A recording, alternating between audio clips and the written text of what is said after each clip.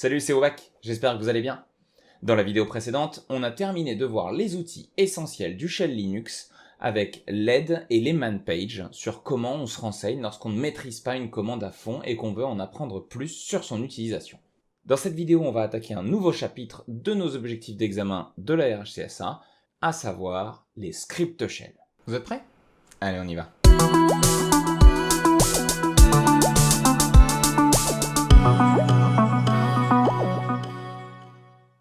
Commençons par le commencement. Qu'est-ce que c'est qu'un script shell? Donc le shell, on a déjà vu ce que c'était, c'est l'interface qui nous permet de donner des commandes au système afin qu'il nous renvoie différents retours en fonction de ce qu'on lui demande. Un script, c'est simplement le fait d'automatiser une séquence de commandes afin de n'avoir pas de doute sur la liste des commandes à lancer et de leurs résultats possibles. On va voir qu'en plus, on peut agrémenter cette séquence de commandes de différents types d'opérations, des opérations avec des conditions, des opérations avec des boucles, et on verra tout ça au sein des prochaines vidéos qui vont concerner donc les scripts shell. Et donc on va attaquer directement le vif du sujet, on va se diriger vers la machine de test comme d'habitude, et on va aller créer un script. Donc un script, qu'est-ce que c'est? Essentiellement, c'est un fichier. Donc ce fichier que je vais créer, je vais l'appeler mon premier script. Donc, je vais utiliser l'éditeur Vim, que vous connaissez déjà. Si vous ne le connaissez pas, rendez-vous dans la vidéo qui parle de l'édition de fichiers texte sous Linux que j'ai faite précédemment. Et dans ce fichier, on va écrire la série des commandes qui va nous intéresser.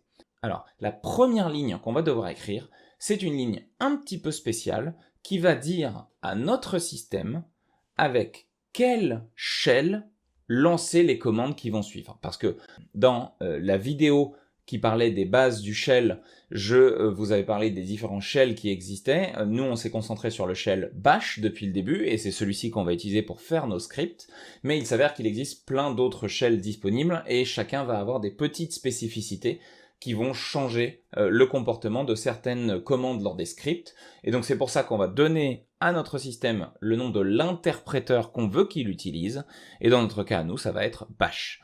Donc pour lui indiquer que c'est bash qui va lancer les différentes commandes, on va commencer par un symbole qu'on va appeler un symbole clé. C'est le dièse suivi d'un point d'exclamation. Ça permet au système de savoir, lorsqu'il trouve cette ligne, que derrière va se situer le nom du shell ou de la commande qui va devoir interpréter le reste des commandes qui seront présentées. Donc dans mon cas, c'est bin bash. C'est là que se trouve l'exécutable du shell bash que nous utilisons. Ici, je vais commencer par un script tout bête. Donc la commande echo, c'est une commande qui permet d'afficher du texte. Et on va simplement faire un Hello World, qui est le grand classique de la programmation en informatique, pour lui dire d'afficher le texte Hello World. Pour vous montrer qu'on parle bien d'un enchaînement de commandes, je vais ensuite lui demander de faire un ls-l de slash, par exemple, afin qu'il me liste le contenu du répertoire racine. Je vais sauvegarder mon fichier, et pour exécuter un script, je vais devoir l'exécuter en lui donnant le chemin exact de là où il se trouve. Il s'avère que à l'heure actuelle, le moyen le plus simple pour faire ça, c'est de lui dire je vais faire point, puisque point, je vous le rappelle, indique l'endroit où je me situe directement, slash qui est le séparateur de répertoire dans Linux qu'on a déjà vu précédemment, et le nom du script en question. Et vous allez voir que lorsque je fais ça, il ne se passe rien. Pourquoi? Parce que j'ai un permission denied. Donc vous vous souvenez, dans le cours sur les permissions, on a parlé de la permission d'exécution pour les fichiers. On voit bien là que la permission d'exécution, elle est absente, que ce soit pour le propriétaire, pour le groupe ou pour les autres. Et je vais donc la rajouter, comme je suis l'utilisateur Wobak, je vais la rajouter pour moi tout seul, en faisant un chmod u+x de mon premier script. Et à ce moment-là, lorsque je refais mon ls, on voit bien que j'ai rajouté mon bit d'exécution, et je vais pouvoir exécuter le script qui va alors m'afficher Hello World suivi du contenu du répertoire slash. Et voilà, donc ça c'est pour la base de la base des scripts. Donc on commence par l'interpréteur avec un caractère spécial qu'on appelle le shebang, qui permettra d'indiquer au système quel shell va exécuter les commandes, et ensuite on enchaîne les commandes les unes à la suite des autres. Alors, on va voir une première particularité des scripts qui est plutôt intéressante, c'est le fait de pouvoir interagir avec l'utilisateur qui lance le script. Donc on va faire ça tout de suite. On va se diriger, on va créer un deuxième script, .sh. Je mets à nouveau mon interpréteur, on se souvient, hein, dièse, point d'exclamation, et bin bash. Et donc là, je vais faire un premier affichage pour dire « Bonjour, quel est votre nom ?» Et à ce moment-là, on va utiliser une commande spéciale qui s'appelle la commande read, donc lire en anglais, pour lui demander de lire ce que l'utilisateur va taper. Et à ce moment-là, moi, je vais lui dire de lire le nom de l'utilisateur. Une fois que l'utilisateur aura tapé son nom, je vais pouvoir réutiliser ce qu'il a tapé en appelant la variable nom. Donc vous vous souvenez, les variables sous Linux, ça se fait avec un $. Donc si je fais un echo, je vais dire très bien, bonjour nom. Et donc là, on va voir que mon script, lorsque je l'exécute, donc à nouveau, je vais lui donner les droits d'exécution. Lorsque je l'exécute, on voit qu'il m'affiche « Bonjour, quel est votre nom ?» Je lui ai dit « Mon nom, c'est Wobag. » Et il me dit « Très bien, bonjour Wobag. » Et donc vous voyez qu'on va pouvoir créer des scripts qui vont pouvoir prendre des inputs des utilisateurs afin de répondre et de prendre ces variables en considération pour la suite de l'exécution du script.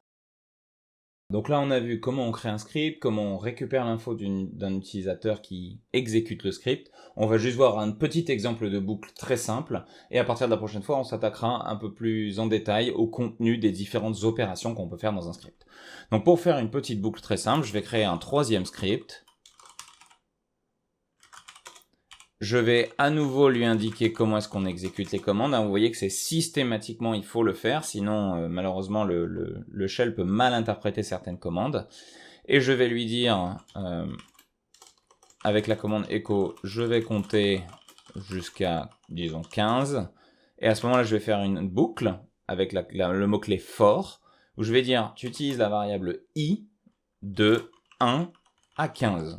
Donc ça, c'est la façon pour Bash qu'on a d'expand de 1 à 15. Sinon, j'aurais dû le faire en faisant 1, 2, 3, 4, 5, etc. Parce qu'il aurait été un peu fatigant pour pas grand-chose. Donc je vais utiliser cette dénomination-là qui permet de remplacer ça par de 1 à 15. Et je vais lui dire do, donc pour lui dire fais l'opération suivante. Nous, on va faire la commande echo.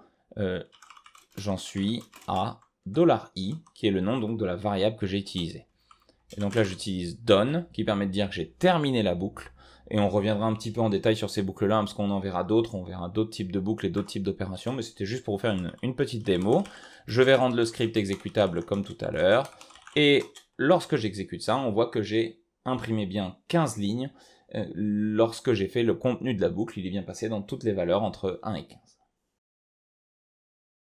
Et voilà! C'était une petite vidéo d'intro sur comprendre comment fonctionne un script shell, à quoi ça va nous servir, et dès la prochaine vidéo, on va attaquer un peu plus en détail avec les conditions, tout ce qui est if then else, et les différentes notions de test, qui nous permettront de tester à la fois des comparaisons de chiffres, des existences de fichiers, des contenus, etc. etc. Et dans les autres vidéos, on parlera ensuite des boucles for, de comment passer dans le contenu du résultat d'une commande, du résultat du contenu d'un fichier, du résultat de l'exécution d'une commande précédente, etc., etc. Donc voilà, on fera tout ça bien séparément pour que ce soit le plus clair possible. Comme d'habitude, si vous avez des questions, n'hésitez pas à les poster en commentaire. Si le contenu vous a plu, n'hésitez pas à vous abonner. Et je vous dis à très bientôt pour une prochaine vidéo. Ciao!